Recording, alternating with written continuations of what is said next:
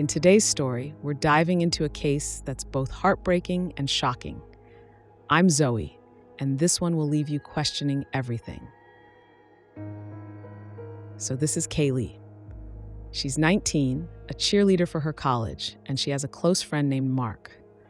One day, Kaylee and Mark go to a music festival together.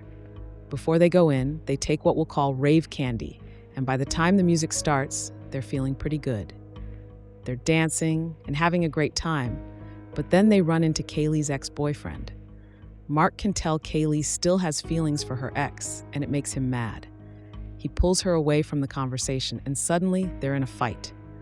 Mark's frustrated, telling Kaylee she needs to let her ex go, and that's when Kaylee drops a bombshell. She admits she still has feelings for him.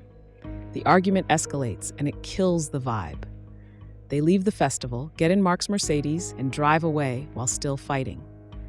A few hours later, Mark's Mercedes pulls up to a hospital. He starts flashing his lights and honking the horn, desperately trying to get help. When a paramedic arrives, Mark says, "My friend isn't breathing, I need help." The paramedic rushes over, opens the passenger door, and finds Kaylee in the front seat, mostly undressed and covered in bruises, unresponsive. Mark claims she overdosed. Kaylee is rushed inside, and doctors try to resuscitate her 7 times, but it's too late. Kaylee is declared brain dead. Her mom and stepdad, who we'll call mom and dad, are called in to make the heartbreaking decision to take her off life support. Meanwhile, police take Mark into the hospital chapel to ask what happened. Mark tells them they went to the festival, took drugs, drank, got into a fight, and left. He says they drove to an empty parking lot, parked the car, and engaged in what he describes as consensual rough play. Afterward, according to Mark, Kaylee overdosed on the drugs she had taken hours earlier. Mark's story seems plausible enough at the time, so they let him go, until 3 months later when the autopsy report comes back. It states that Kaylee died not from an overdose, but from blunt force trauma to the head and face, and her death is ruled a homicide. Police immediately arrest Mark, charging him with first-degree murder. But it's not over yet.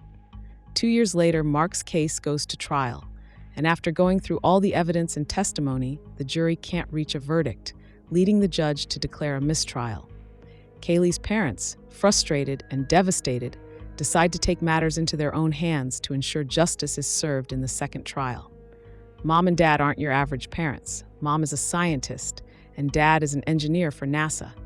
Dad studies the autopsy photos and reports for hours, focusing on 2 specific bruises on Kaylee's head. They develop a theory that Mark pushed Kaylee's head into the lock button on the car door.